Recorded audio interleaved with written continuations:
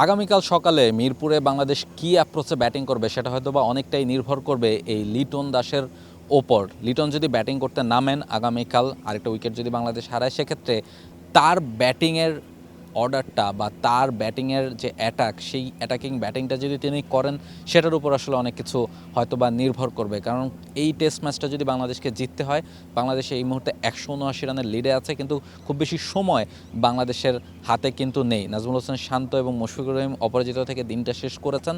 তারা দুজনে আগামীকাল সকালে ব্যাটিং করতে নামবেন এবং একটা উইকেট হারালে হয়তো বা লিটন দাসকে ফিরতে হবে এবং এই তিনজনকে খুব দ্রুত গতিতে হয়তো বা রান তুলতে হবে, বা তারা হয়তো বা রানটা তোলার চেষ্টা করবেন আগামীকাল সকালে যদি উইকেট ঠিকঠাক বিহেভ করে এবং যদি 250-র কাছাকাছি একটা স্কোর করে পাকিস্তানকে টার্গেট দেয়া যায় এবং তারপর যদি পাকিস্তানকে ব্যাটিংয়ে আমন্ত্রণ জানানো যায় এবং বসুন্ধরা টিস্যু অশুদ্ধতার বিরুদ্ধে এক বিন্দুও ছাড় নয়।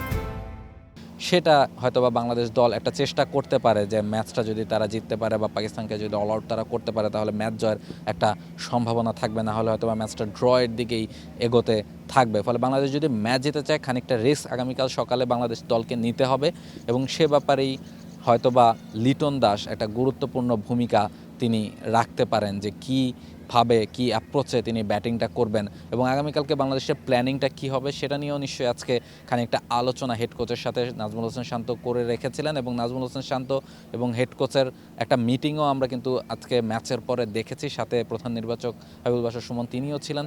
ফলে সব মিলে হয়তো বা আজকেই একটা ডিসিশন বাংলাদেশ টিমকে বা ক্যাপ্টেন শান্তকে নিতে হবে যে তারা আসলে কী অ্যাপ্রোচে আগামীকাল ব্যাটিংটা শুরু করতে চায় এবং কতক্ষণ তারা ব্যাটিং করবে, কত রানের টার্গেট বাংলাদেশের জন্য সেফ হবে এবং কখন তারা পাকিস্তানকে ব্যাটিংয়ে আমন্ত্রণ জানাবে এবং ম্যাচটা জয়ের চেষ্টা তারা করবে নাকি ম্যাচটা ড্রয়ের দিকেই তারা এগোতে চাইবে। সব মিলিয়ে গুরুত্বপূর্ণ কিছু সিদ্ধান্ত শান্তকে নিতে হবে। যদি অ্যাটাকিং অ্যাপ্রোচে তিনি চিন্তা করেন, নিশ্চয়ই তিনি ম্যাচটা জিততে চাইবেন এবং নিশ্চয়ই বাংলাদেশের ক্রিকেট ভক্তরাও ম্যাচটা জিততে চাইবে। ফলে সে কারণেই টেস্টের আগামীকাল সকালটা খুব বেশি গুরুত্বপূর্ণ হবে। মিরপুর থেকে রাহুল রায়, sports. For more updates, subscribe to our YouTube channel and click on the bell icon. Follow us on Facebook and Instagram. Download T-Sports app to enjoy exciting games and highlights. Visit tsports.com.